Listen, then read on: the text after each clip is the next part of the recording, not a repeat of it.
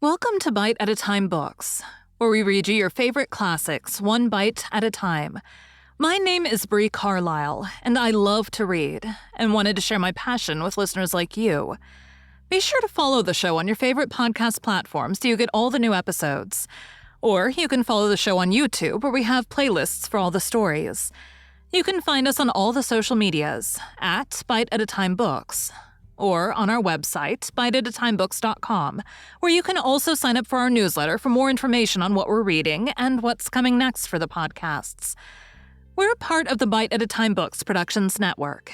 If you'd also like to hear what inspired your favorite classic author to write their novels, and what was going on in the world at the time, check out the Bite at a Time Books Behind the Story podcast, Tuesdays, wherever you listen to podcasts. Today we'll be continuing Dracula by Bram Stoker. Chapter 14. Bite 2. But doctor, you praise me too much. And you do not know me. Not know you. I, who am old, and who have studied all my life men and women.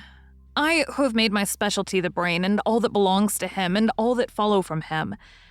And I have read your diary, that you have so goodly written for me, and which breathes out truth in every line. I, who have read your so sweet letter to poor Lucy of your marriage and your trust, not know you. O Madam Mina, good women tell all their lives, and by day, and by hour, and by minute, such things that angels can read. And we men who wish to know have in us something of angels' eyes.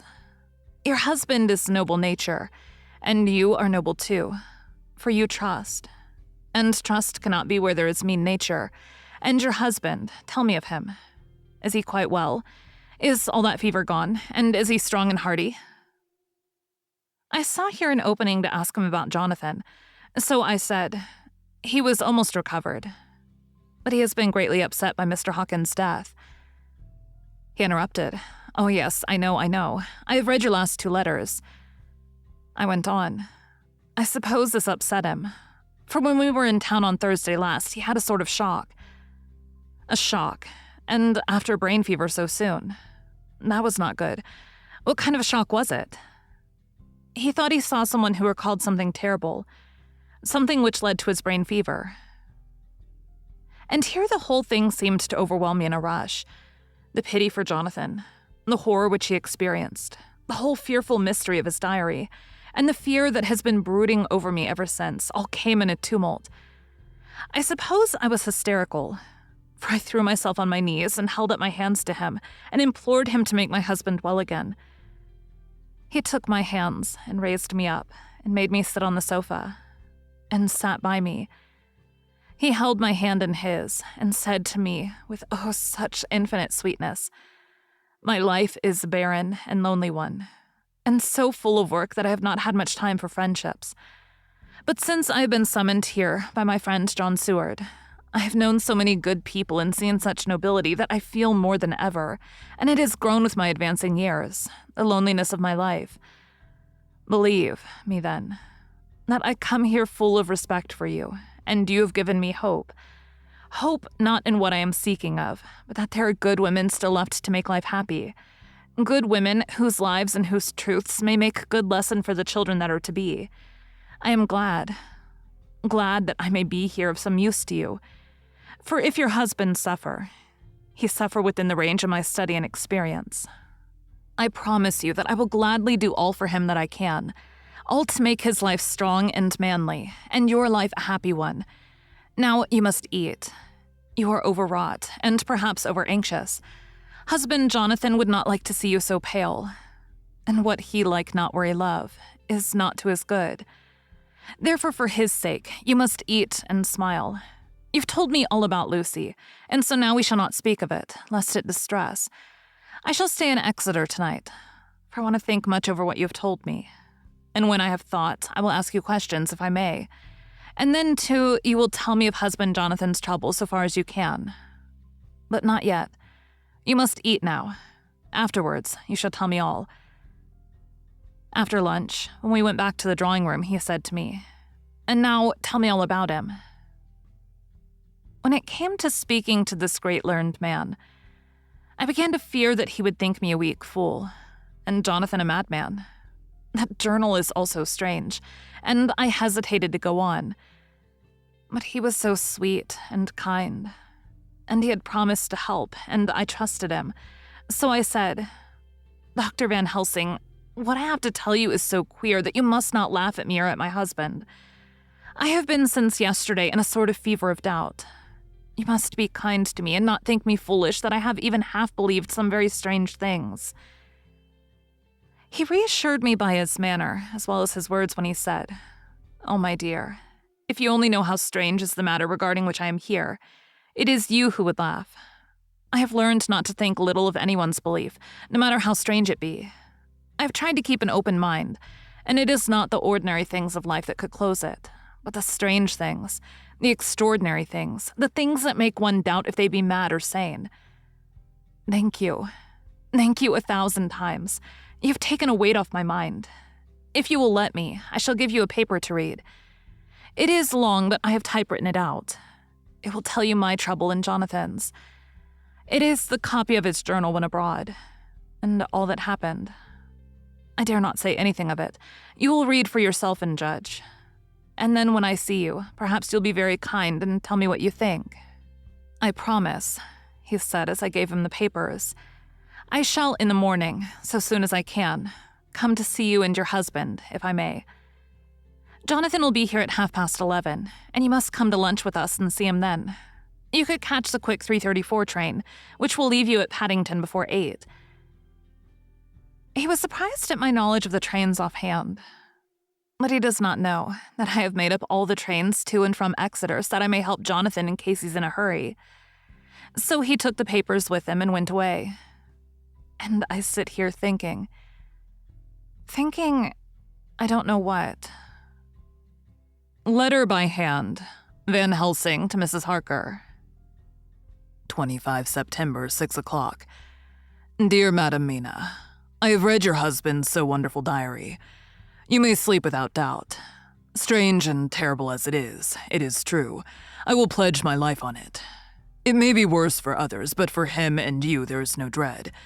He is a noble fellow.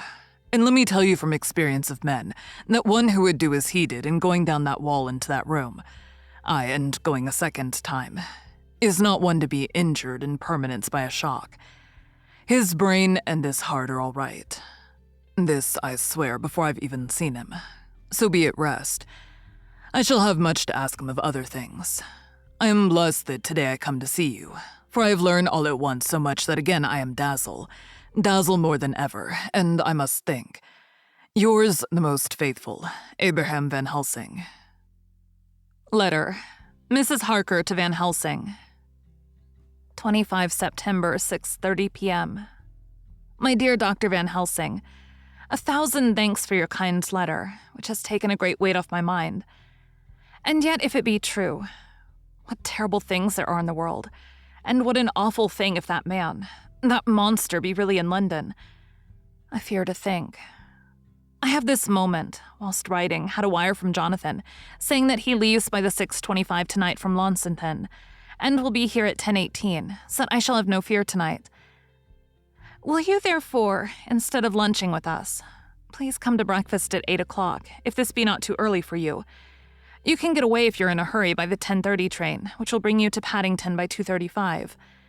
Do not answer this, as I shall take it that if I do not hear, you will come to breakfast. Believe me, your faithful and grateful friend, Mina Harker. Jonathan Harker's Journal. 26 September. I thought never to write in this diary again, but the time has come. When I got home last night, Mina had supper ready. And when we had supped, she told me of Van Helsing's visit, and of her having given him the 2 diaries copied out, and of how anxious she has been about me. She showed me in the doctor's letter that all I wrote down was true. It seems to have made a new man of me.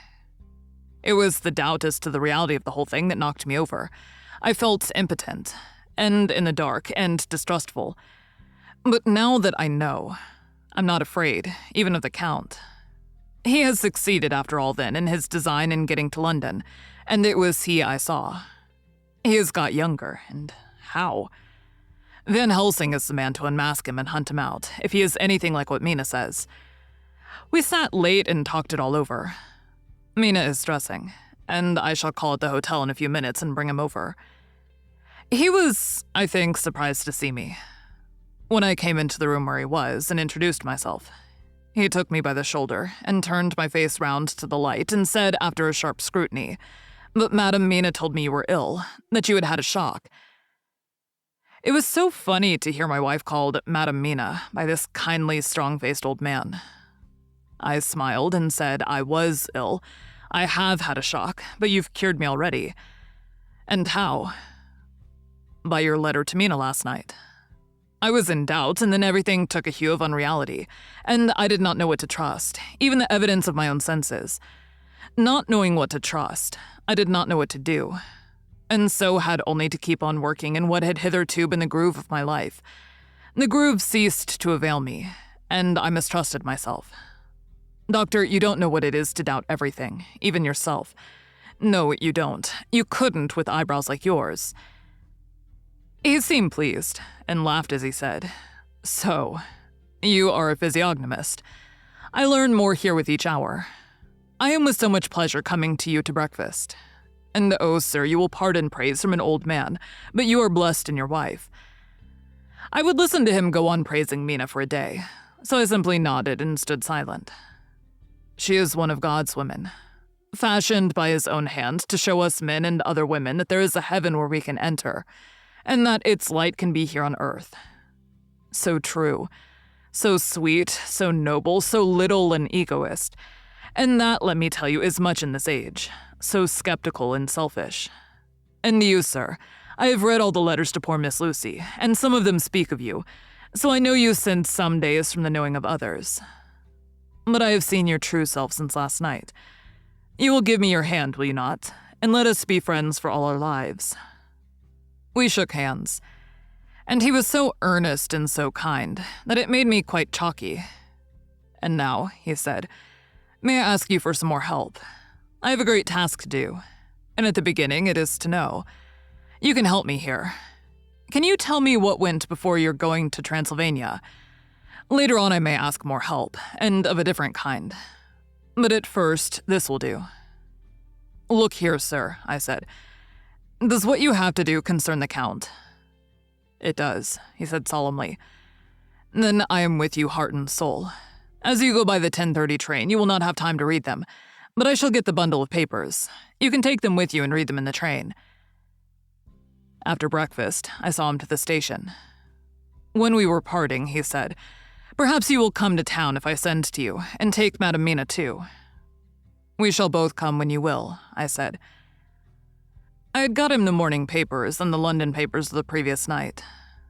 And while we were talking at the carriage window, waiting for the train to start, he was turning them over. His eyes suddenly seemed to catch something in one of them. The Westminster Gazette. I knew it by the color. And he grew quite white. He read something intently, groaning to himself. Mein Gott, so soon, so soon." I do not think he remembered me at the moment. Just then the whistle blew, and the train moved off. This recalled him to himself, and he leaned out of the window and waved his hand, calling out, "Love to Madam Mina. I shall write so soon as ever I can." Thank you for joining Bite at a Time Books today, while we read a bite of one of your favorite classics. Again, my name is Bree Carlile, and I hope you join us tomorrow for the next bite of Dracula. If you enjoyed our show, be sure to follow us so you get all the new episodes. We would also love for you to drop us a rating on your favorite podcast platform. You can catch us on all the social medias at Bite at a Time Books, or check out our website, biteatatimebooks.com, where you can sign up for our newsletter. Our show is part of the Bite at a Time Books Productions Network. If you would also like to hear about the authors who write the books we read on the show, check out the Bite at a Time Books Behind the Story podcast, wherever you listen to podcasts, or on biteatatimebooksbehindthestory.com.